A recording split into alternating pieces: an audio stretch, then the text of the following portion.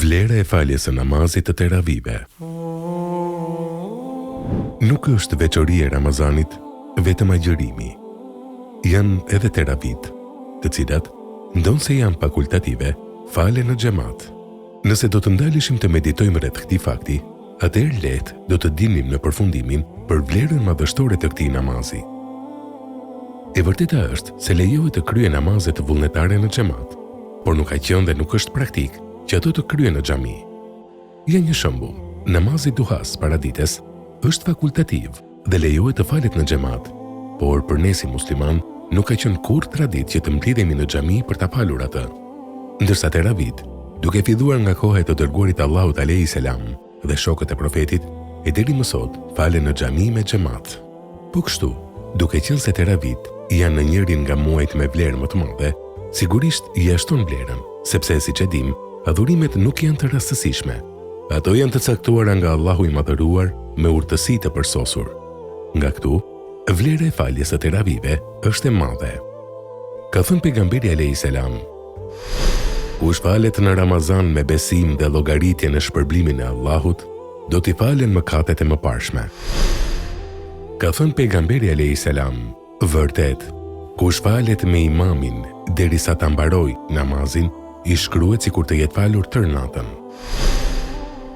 Sheikh Albani ka thënë, në këtë hadith ka udhëzim të qartë sa i përket vlerës së faljes së teravive me imam. Në koment të hadithit, kush falet në Ramazan me besim dhe llogaritje në shpërblimin e Allahut, do t'i falen mëkatet e mëparshme. Ibn Hajeri ka thënë, kush falet me besim, që do të thotë duke vërtetuar premtimin e Allahut të madhëruar për shpërblim dhe llogaritje në shpërblimin e Allahut, duke kërkuar shpërblimin prej Allahut të madhëruar, pra duke qenë i sinqert e jo për sy faqësi apo gjë tjetër. Pra në faljen e teravive manifestohen dy elemente të besimit. 1. Besim në premtimet e Allahut. 2. Sinqeriteti dhe ruajtja nga sy faqësi. Falja e namazit të teravive, që llogaritet namaznate, është prej tipareve të besimtarëve të shquar, të cilët kanë marrë lëvdata nga Allahu dhe janë vlerësuar. Ja si i përshkruan të këtillët Allahu në Kur'an.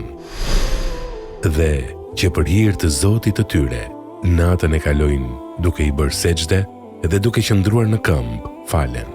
Surja Furkan 64. Ata qenë të cilët pak flinin natën. Surja Dhariyat 17. Namazi i teravive është traditë profetike, dhe kjo përveç të tjerash nënkupton se ai që kryen rregullisht këtë namaz ka një dashuri të veçantë për pejgamberin alayhi salam.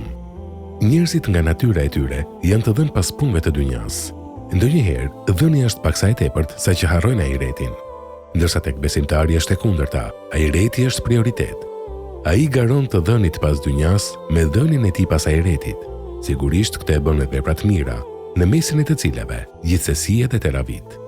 Ka thënë Hasani: nëse e sheh dikë që të garon në dynja, atëherë garoje në ahiret.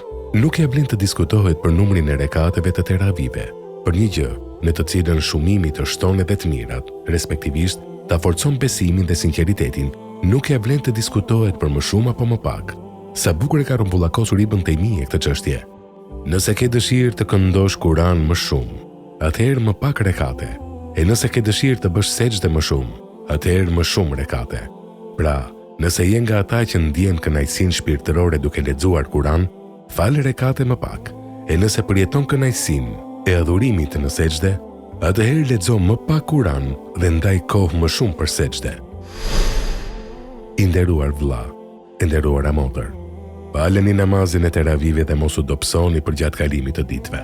Mundohuni që këtë, me përkushtim edhe më të madh, ta bëni në 10-shin e fundit, ku është nata e Kadrit.